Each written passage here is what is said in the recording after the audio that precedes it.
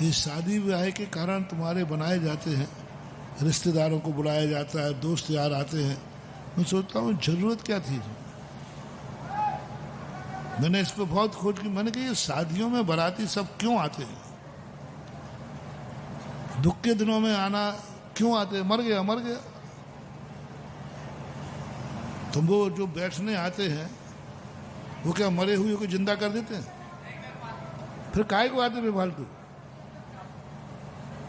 क्या मतलब है इनका आने का? कोई मतलब नहीं। अरे दुख के दुखी, कोई बीमार हो जाए, लो साहब बीमार को संभालेंगे, जो देखने आ रहे हैं उनको संभालें।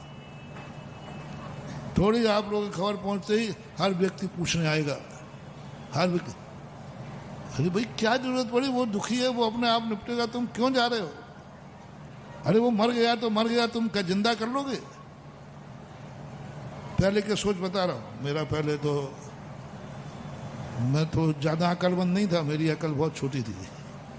अकल छोटी क्या थी ही नहीं।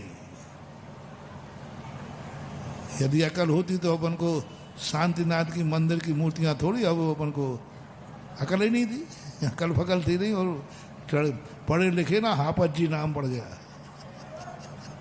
कहते ना पढ़े ना लिखे और हाफत जी नहीं, ज्ञान ही नहीं था। तो सब लोग देखने जाए, भीड़ लगाते थे। तो मैं इतना गुस्सा आता था कि सबको डंडे मारो। महाराज हार को हमको साता से करने दो ना, काय को परेशान कर रहे? भीड़ करेंगे, सब देखेंगे, सब वैसे झूम जाते थे। मुझे बेकार लगता था। मैंने कहा ये सब बिल्कुल गलत है। अरे महाराज कोई गलत आहार ले रहे, पहले मैं समझता था शायद ये देखने जाते कि महाराज क्या क्या ले रहे हैं। अरे भाई महाराज है, अब क्या विश्वास करना? ले रहे वो खा रहा है, शांति से खाने दो ना। बाद में पता चला मुझे, ओहो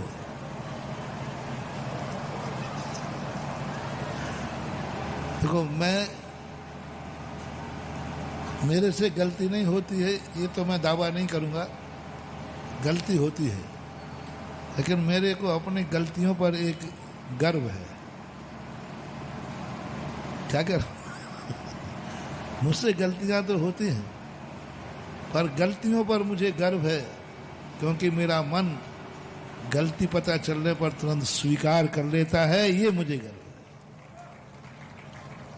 कभी मेरे प्रवचन में भी कोई बात कभी चूक जाता हूँ, भाई रेफरेंस तो चूक जाता हूँ, तो दूसरे दिन मैं जरूर उसको कहता हूँ, भाई कल जो मैंने बोला था वो थोड़ा सा मिसअंडरस्टैंडिंग हो गया, यानी थोड़ा सा चूक गया हूँ, इसको सुधार। पर इस बात से मैं अपने आप से बहुत खुश हूँ।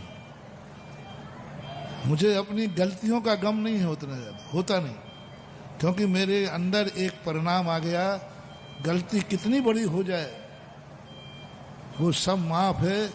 सबसे बड़ी गलती है कि गलती को स्वीकार नहीं करना। सबसे कितनी बड़ी गलती हो जाए वो एक्सेप्ट कर लेता है, स्वीकार कर लेता है, तो बड़ी बड़ी गलतियां भी माफ हो जाती। तो मैं तो अब तो स्वीकार करता हूँ। देखो उस समय की बात है कि तुम लोग महाराज के आहार देखने क्यों जाते हो परेशान करके। अब पता चला क्यों किसी के मरने पर बैठने जाते हो। अब पता चला क्यों किसी की खुशी में, शादी वाह आदि में जाते हो। अब पता चला। ओहो, जाते रहना रे भैया, जाते रहना, जाते रहना। महाराज की जो हो सो हो, तो तुम तो आहार देखते रहना, कोई छोड़ना मत। अब नहीं है। थोड़ी सी जगह में से भी झांकने मिल जाए तो झांक लेना, देख लेना, जरूर देखना। ओहो, किसी के अंदर दुख आया है तो क्यों सब लौटने आए हैं?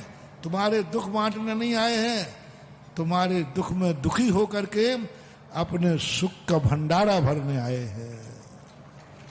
तुम्हारे दुखी, तुम्हारे यहाँ जो मर गया ना कोई, वो तुम्हारे दुख में शामिल होने आए हैं। और जो दूसरों के दुख में शामिल हो जाता है उसकी जिंदगी के दुख टल जाते हैं। कितना बड़ी फिलॉसफी है महानुभाव ये मरने पर बैठने की। घर में कोई बीमार हो जाए तो पूछने आते हैं कितना बड़ा लॉजिक। अपन समझते हैं कि उसके दुख दूर न जा रहे हैं, अपन समझते हैं उसके बाद, नहीं, कोई संबंध ही नहीं है। जो व्यक्ति दूसरों के दुख में शामिल हो जाता है उसके जीवन के दुख टल जाते हैं। फिर खुशी में क्यों, शादी ब्याह में क्यों? अरे इसका भी बहुत बड़ा लॉजिक है। जो दूसरों की खुशी में शामिल हो जाता है उसकी जिंदगी में खुशियां खुशियां बरसती हैं। आज उसके यहाँ बारात थी, तुम खुशी में शामिल हो गए, वहीं से पुण्य कमा के लाओगे कि एक दिन तुम्हारे दरवाजे भी बारात आएगी और दुनिया को तुम कह रहे हो। ये बीज है। किसी